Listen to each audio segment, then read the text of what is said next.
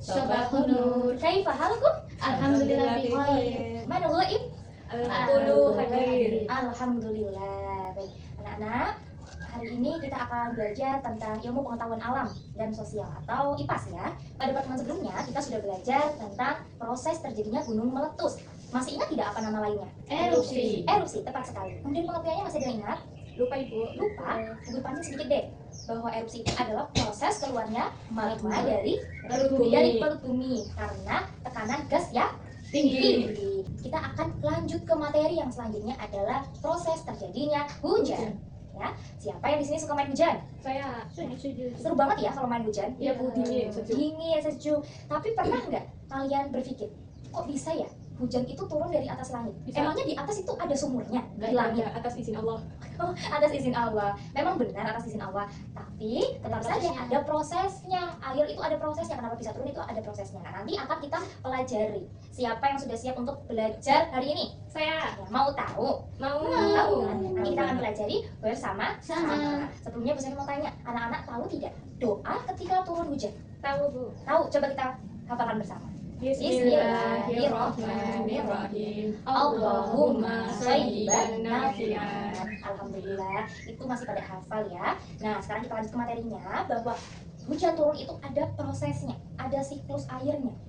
Mengapa hujan bisa turun? Yang pertama, tahapan pertama itu karena penguapan dari air. Dari mana? Air yang ada di bumi. Air yang ada di bumi itu bisa berasal dari sungai, dari laut, ataupun dari danau. Betul sekali. Jadi nggak cuma dari sungai atau dari laut saja, tapi ada tiga itu. Dari sungai, danau, dan juga laut. Nah, karena kalau siang hari itu di Indonesia sangat panas, sangat terik, ya, makanya air-air yang ada di permukaan bumi itu menguap. Air kena panas itu menguap. Dari penguapan itu, uapnya itu karena sangat ringan, bisa naik ke atas, ke langit ya, naik ke atas, membentuk gumpalan-gumpalan awan. Iya, membentuk gumpalan awan. Karena prosesnya itu terjadi berulang-ulang kali, panasnya, teriknya di Indonesia ya, apalagi di Indonesia ya, itu panas sekali, maka airnya itu menguap, makin banyak yang menguap, maka awannya juga semakin membesar. Nah, dari awan besar itu lama-lama penuh dan awannya itu tidak kuat, maka turunlah hujan. Kita tadi balik lagi ke awal. Proses air menguap, air di bumi dari laut, dari danau, dan dari sungai itu menguap, namanya adalah proses evaporasi. Kemudian airnya itu naik, menguap naik membentuk awan, namanya adalah proses kondensasi. Dari evaporasi, penguapan kemudian naik ke atas, namanya kondensasi. Kemudian kalau sudah banyak awannya sudah gemuk, turunlah hujan, namanya proses presipitasi. Itu proses turunnya hujan, namanya presipitasi. Nah, hujan turun, kemudian airnya akan menyerap lagi ke permukaan bumi, namanya infiltrasi. Itu terjadi berulang-ulang. Nah, itu setiap hari dan setiap saat. Oleh karenanya air di bumi itu tidak akan pernah habis karena adanya siklus air tersebut. Nah, Bu Sari juga punya lagunya. Lagu siklus air. Lagunya seperti ini.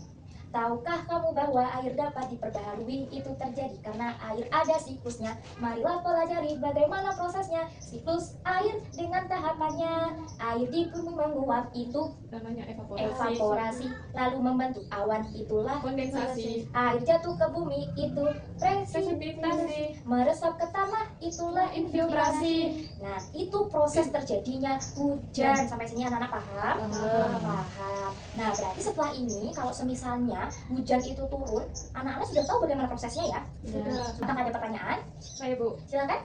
Berarti itu awannya ada airnya ya Bu? Iya, betul sekali. Kenapa tidak langsung turun hujan? Pertanyaan yang bagus sekali. Awan itu memang terbentuk dari gumpalan air ya, karena tadi ada proses apa tadi namanya? Evaporasi. Iya, evaporasi, kemudian kondensasi, Kondensasi. proses pembentukan awan. Terus kenapa nggak langsung turun hujan, nggak langsung turun airnya?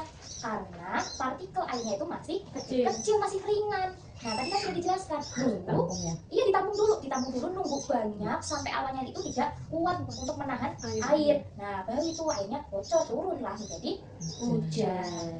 Sudah paham? Ada lagi? Airnya pergi kemana Ibu? Oh, airnya pergi kemana kalau hujan? Pergi mana ya? Ke permukaan bumi. Iya, betul sekali. Air yang turun itu jatuh ke permukaan bumi. Permukaan bumi itu namanya tanah. Jadi menyerap ke dalam tanah ataupun bisa langsung menuju ke sungai, ke laut, dan ke danau. Jadi balik itu kan tadi Bu Sari sudah jelaskan prosesnya itu muter terus. Makanya air itu tidak habis-habis karena dari bawah naik ke atas, muter lagi, dari atas turun ke bawah lagi. Seperti itu terus ya. Sampai sini sudah paham anak-anak? Sudah. Alhamdulillah. Jadi kita kita sudah bisa menjawab ya bagaimana hujan itu bisa terjadi dan kenapa air di bumi itu tidak habis-habis, karena memang prosesnya berputar terus ya, berputar dan berulang terus setiap hari, setiap masa. Kalau sudah selesai pembelajaran hari ini, guru akhiri. Terima kasih. Wassalamualaikum warahmatullahi wabarakatuh. Waalaikumsalam warahmatullahi wabarakatuh. Kalau